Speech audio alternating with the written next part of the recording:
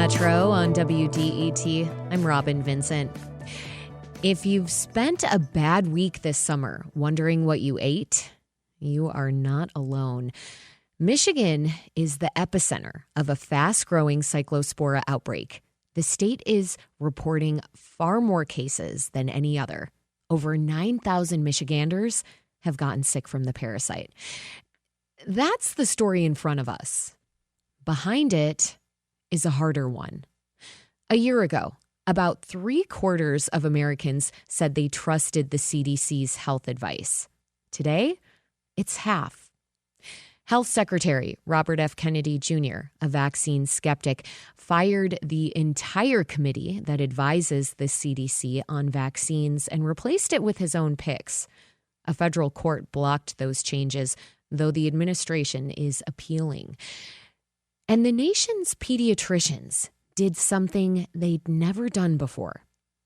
The American Academy of Pediatrics issued its own vaccine schedule rather than following the government's. So, when health officials tell you how to keep your family safe from a parasite in the lettuce, there's a question underneath it now. Do you still believe them? Dr. Celine Gounder is an infectious disease specialist and epidemiologist. She worked on the ground during the Ebola epidemic in Guinea and spent years studying tuberculosis and HIV across southern Africa. Dr. Gounder, welcome to the Metro. It's my pleasure to be here. Okay, so by now, a lot of people in Michigan know the miserable part of contracting cyclospora, the days, sometimes weeks of diarrhea and stomach issues. So I'd like for you to take us past the symptoms, if you would. Where does the cyclospora parasite actually come from, and how does it get onto our plates? So this comes from contamination of the water used to irrigate crops or sometimes rinse off crops. That water has been contaminated with human waste, in other words, human feces. And there's really not many ways that can happen. The most likely scenario with this is that you have farm workers who do not have appropriate access to restrooms on the job. They may not have adequate work breaks. They may not be able to get to a restroom and may find themselves using the fields to take their breaks. And unfortunately, that can lead to issues with contamination. We've seen this both overseas as well as in this country. In fact, there's a famous case going back a couple decades now of human trafficking in Florida involving farm workers, where there was a massive water contamination because these workers did not have appropriate access to restrooms. And so this really speaks to not only public health and sanitation hygiene issue, but also a worker health and safety issue. How much do you think that's really been a part of the conversation? I mean, you're bringing up the fact that this is also about human rights. These are about workers' rights. And it doesn't feel like we've been hearing a lot of folks pointing that out in this moment. No, and I don't think that's surprising. People really, in a situation like this, are just focused on themselves and, what is this going to mean for me? But I do think, thinking more broadly, having an eye or a focus on workers' health and safety is not just good for the workers, it's actually good for all of us.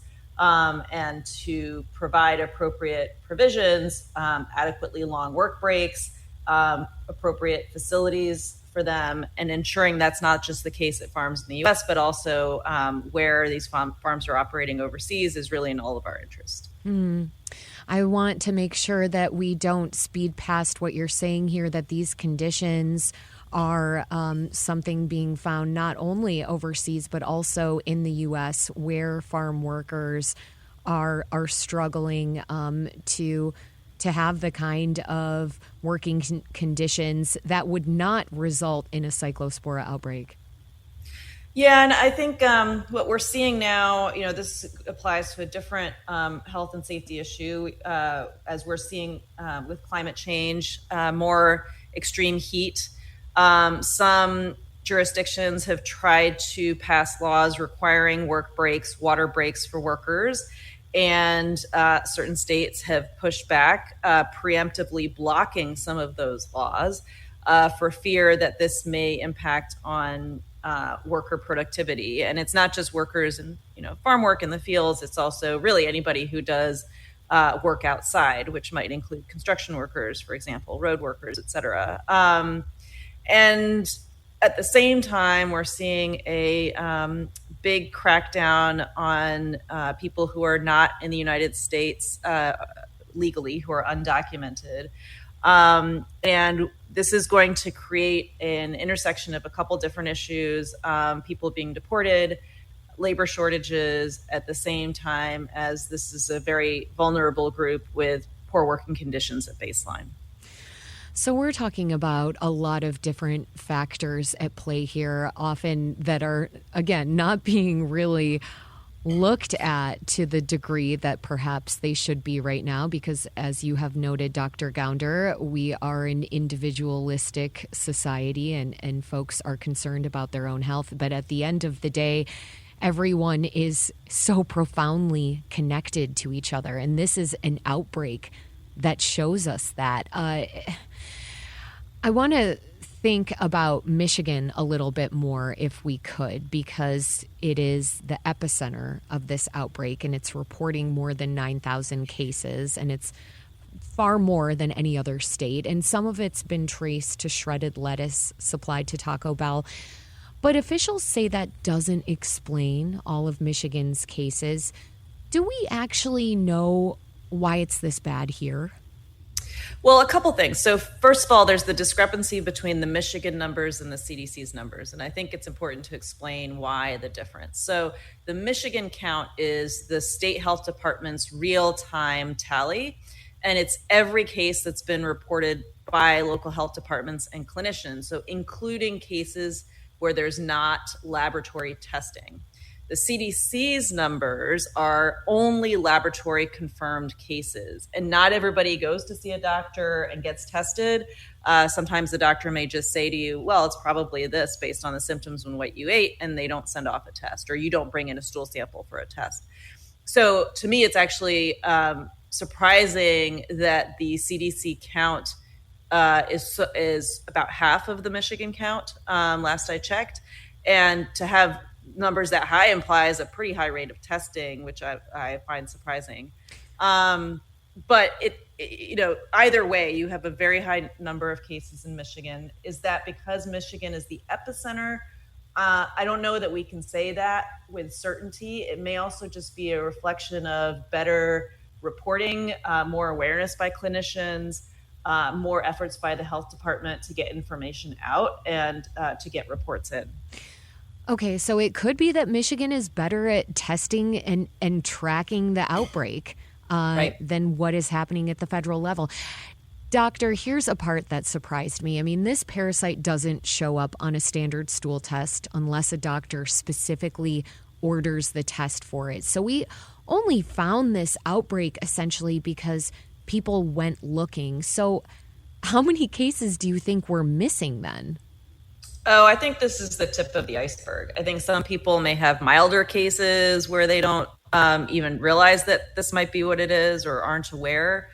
There are some people who don't present to medical care for any range of reasons and who just figure, well, it'll just get better on its own, which is actually true for most people. So very often in these kinds of outbreaks, we only capture a small proportion of what's actually out there.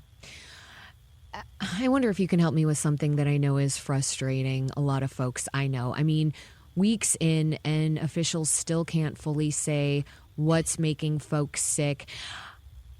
I'm wondering, from your deep well of experience, is that unusual? Or is cyclospora just notoriously hard to trace? And if it's always this hard, why haven't we gotten better at it? Well, it's not one of the more common pathogens or infectious diseases causing this kind of illness. When you think about how you're going to test somebody, you're going to send off for testing the most common things. And what we're usually looking for is bacterial infections that we can treat with antibiotics. Cyclospora actually can be treated with an antibiotic, even though it's a parasite this is a parasite that does respond to antibiotics. So that's, first of all, you don't want to test everybody for everything. That would just be extremely expensive. And so you really have to focus based on what's most likely. It is concerning that it looks like we actually have two different outbreaks going on. One that has been traced to lettuce from Taylor Farms, used at Taco Bell and elsewhere, but that there is also a second outbreak for which we do not yet have an explanation. It's the Metro on WDET. I'm Robin Vincent. My guest is Dr. Celine Gounder, infectious disease specialist, epidemiologist, and a doctor who still works the wards at Bellevue Hospital in New York. We're talking about the cyclospora outbreak that's hit Michigan harder than anywhere else in the country. Doctor, I want to ask you about the political storm around the lettuce. I mean, the FDA traced the outbreak, or at least one of the outbreaks, as you've mentioned, to a major supplier. Again, that's Taylor Farms. Then it retracted a positive test result for their lettuce, calling it a false positive. And it came out that Taylor Farms gave $1 million to a pro-Trump super PAC last year. People online have been calling it a cover-up, but public health experts say false positives are common with this parasite. And the FDA says its investigation still points to Taylor Farms. As a scientist, how do you read all of that? So first of all, I do think this is a political story, but not in the way people are framing it. So if you go back to a year and a half ago, when we saw all these cuts to FDA, CDC, et cetera, one of the programs that was cut is called FoodNet. FoodNet does surveillance for food-borne pathogens across the United States. It used to be 8 pathogens that got cut down to 2. So it's now only E. coli and Salmonella. Cyclospora was part of the 8, so that got cut. And that was really intended to provide a baseline so that you understand if there's an increase or not, to help you tease out the signal from the noise, essentially. So you have that cut that occurred. And then also the FDA lab that did quality control for cyclospora testing was also defunded. And so the fact that we would have a false positive in that context where the quality control lab is not functioning is not surprising, actually, that kind of thing might happen. So it's not that Taylor Farms gave campaign contributions, which then leads to a cover-up. I think the false positive is an actual false positive. But there are other ways in which campaign contributions mattered here.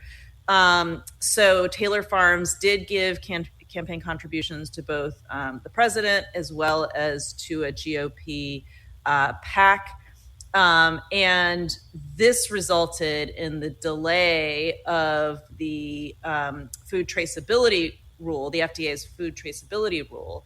And the idea behind this rule is that businesses that manufacture or process or package foods that are on the FDA's food traceability list, and this includes produce like lettuce, would require those businesses to keep standardized records at specific checkpoints in the supply chain. The idea being that when an outbreak hits, investigators can trace a contaminated product back to the source much more quickly.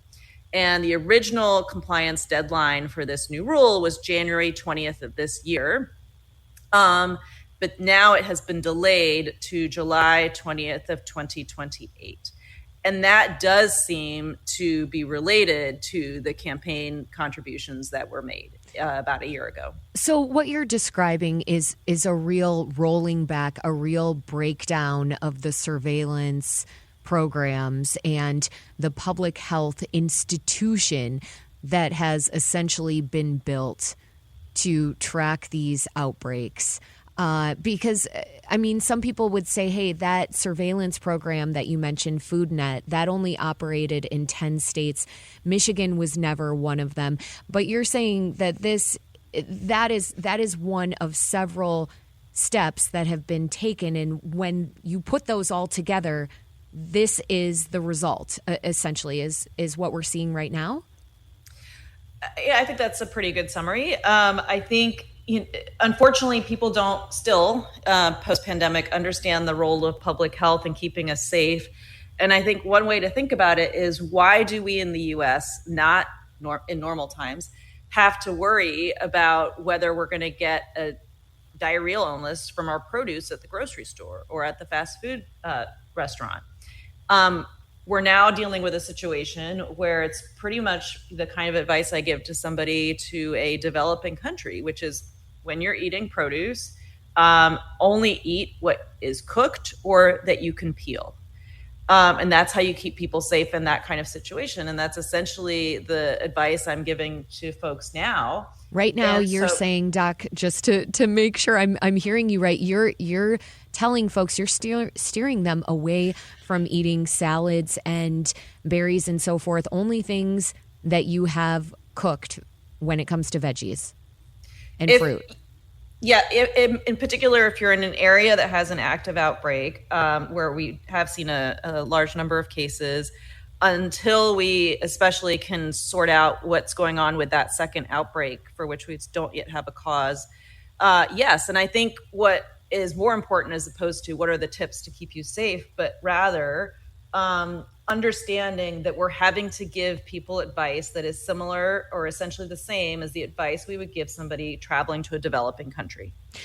And we should not, the U.S. is better than that. Our public health should be better than that. And we have so defunded it. That's the situation we find ourselves in now. As a public health official, as someone who has worked in many developing countries at the front lines of outbreaks, Dr. Gounder, what is it like for you to say those words? Yeah, so I worked in West Africa over a decade ago during the Ebola outbreak, and we could not eat lettuce there. A fresh salad was a luxury that you could not have, because that's what it means to be in a developing country where you don't have functional public health. And I can tell you that was like the first thing I did when I left the country and headed back home, was to order a salad, and that might seem like such a minor thing. But the reason we're able to enjoy those kinds of luxuries here is because of a functioning public health system. And it's what allows you to not have to think about these things. It allows you to not have to get the tips to keep yourself safe. And I think there's been a real lack of understanding of what that looks like when those protections disappear. And food safety is one of the first. It's the canary in the coal mine. But we've seen cuts to public health across the board. And so this is just the beginning. Okay, now another hard question for you. A year ago, about 3/4 of Americans said they trusted the CDC's health advice. Now it's half. You've spent your career inside these institutions. What do you make of that loss of trust? I think people have many different theories about the loss of trust. And I think it's important to actually to look at what is happening here. There are some who are essentially arguing, well, because you told me to do something I didn't want to do during the pandemic, I don't trust you anymore. And this week there's also big news around that. Dr. Tony Fauci, who was the head of the National Institute for Infectious Diseases, Allergies and Infectious Diseases at the NIH, he is now retired, but he is being brought to testify before Congress on Wednesday. And his diaries were released in advance of that, which, frankly, there's no major new news that comes out of that. It's somebody who was struggling with an illness of his own, a rheumatological illness, working extremely long hours during the pandemic, and it describes how he's coordinating with colleagues. The focus has been on him thinking he's a celebrity. Well, how many of you have posted a photo of yourself on Instagram with somebody you admired or thought was famous? In fact, most of his comments about that are related to his discomfort with the attention and the security issues it created for him. There's no major new news with regard to where COVID came from. There's no major new news about school closures. I think a lot of people were upset about school closures. Again, another misconception, that was not public health that led to that. Those were decisions made by school districts at the local level, by governors, and depending on where you lived, it was in conjunction with teachers' unions. And what we saw there was that if a school closed, the major predictors of that were local politics, so local partisanship, and whether you had an empowered teachers union. And that's really what determined school closures. Doctor, I mean, you are, if I may jump in for a moment, I realize you are rightly pointing out that there has been an erosion of public trust that stems from the pandemic and the politics around it and the messaging and the way that things were handled and how things like masks were politicized.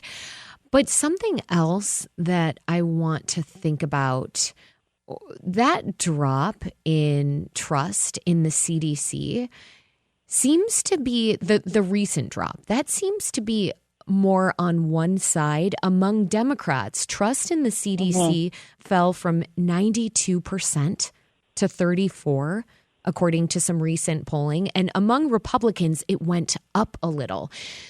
So, of course, here's why that scares the people who study this. A disease spreads through everyone. So when half the country is inclined to distrust you before you open your mouth, I mean, how do you do your job? Now we're seeing the pendulum swinging in the other direction. Right. Well, I think what you're seeing is trust tracking with identity and partisanship as opposed to science. And this is because the scientific process has been so politicized. And this is happening really in an accelerated fashion in the last year or so. You have an NIH now that will only approve a grant if it is ideologically aligned with the goals of the administration. In the past, under both Democratic and Republican administrations, in the past, that was not the case. In the past, it was really just based on, is this the best science, as measured by various different metrics, somebody's prior track record in science, what their peers thought about whether this was advancing the research, was this pushing the envelope in terms of curiosity and impact, but that's not necessarily the barometer anymore. And when you politicize in that way, when you politicize the way guidelines are formulated at the CDC, for example, on vaccines, those who are not ideologically aligned with you are going to push back. You wrote something this week that I want to discuss that pertains to this more broadly. I mean, a colleague of yours argued in The Atlantic that public health needs to stop sneering at the MAHA movement, the Make America Healthy Again movement, and admit it's right about some things. And you partly agreed. You agreed that the anger it's tapping into is real and that public health got, in his words, more comfortable with p-values than podiums. Where did the experts in your own field lose people? Go ahead. Yeah, so that was Dr. Craig Spencer, who's also a dear friend of mine. And I think he raises some really important points. So ultimately, what's going to make somebody trust you? It's whether you deliver on your promises, whether you provide services. And there's some there's real concerns on a number of fronts that I think cross the political aisle with respect to food quality, environment, in general, children's health and safety. And I think crossing the aisle and figuring out how those issues can be attacked in a bipartisan way would make a lot of sense. And I think trying to tap into some of that political will from the MAHA movement, why should we push back just because we're not ideologically aligned on everything when we can band together and get something productive done. I respect Craig's perspective. I want to think about Health Secretary RFK Jr.'s core grievance. The thing that actually seems to resonate across both parties is that drug companies have captured health agencies, that the people regulating vaccines got too cozy with the people selling them. And a lot of Americans think he has a point. So would you say, is he right about the problem? I think there's industry capture across the board. And I think there does need to be an effort to reduce entanglements, not just with big pharma, but also with big wellness.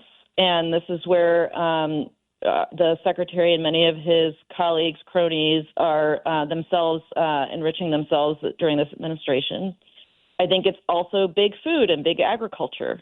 One of the reasons we have not seen much progress on food quality in this country is related to that. You also have the chemical manufacturing, petrochemical industry. Why has this administration not taken action on glyphosate, which has also been a major MAHA issue? That's industry. In fact, I mean, President Trump is trying to protect glyphosate and its use through an executive order. So this seems quite incongruent to what RFK Jr. would want. I mean, he was once a part of the legal team that was prosecuting cases against glyphosate. Do you see ways that RFK Jr. is cleaning things up? Well, I think part of the problem is that as HHS secretary, he doesn't have jurisdiction or power over some of the things he would have liked to take action on. And I think had he been head of the USDA or head of the EPA, he would have been able to take action on things like food supply or the environment in the way that you can't as HHS secretary. Where he's had the greatest impact is where he's done a huge amount of harm, which is on vaccines, because that's within the scope of HHS secretary. And I think that harm will take decades to reverse now. Once you plant that seed of distrust, of skepticism, it's very hard to reverse. And, I think we've seen the result of that with measles cases this year. We're likely to lose our measles elimination status officially. Epidemiologically, we already have, but officially lose it later this fall. And it's really underappreciated what the long-term impacts of a measles infection in a child is. As somebody who's worked in places where I've seen measles cases overseas, this wipes out your immune system, and it takes time to rebuild that, which leaves these children very susceptible to pneumonia, to diarrheal illness, which can also lead to malnutrition. Dr. Gounder, I take your point, and I'm jumping in here only because we're running out of time, and I want to try and end on something hopeful when we think about trust. I mean, polling shows that state and local health departments are still trusted far more than the CDC. That means the kind of health department Michigan has and county health departments here, closer to home than Washington. So when faith in the national institutions is this shaky and the next thing is already spreading, where does trust actually get rebuilt in the last 30 seconds we have? Sure. Well, state and local health departments are the ones that actually run the show. The CDC provides funding and technical support to them, but the state and local health departments are the ones doing the work on the ground, and it's your neighbors who are trying to keep you healthy and safe. Dr. Celine Gounder is an infectious disease specialist, epidemiologist, and public health correspondent for CBS News and KFF Health News. She hosts the podcast Epidemic, an American Diagnosis. Dr. Gounder, thank you so much for joining me on the Metro. My pleasure.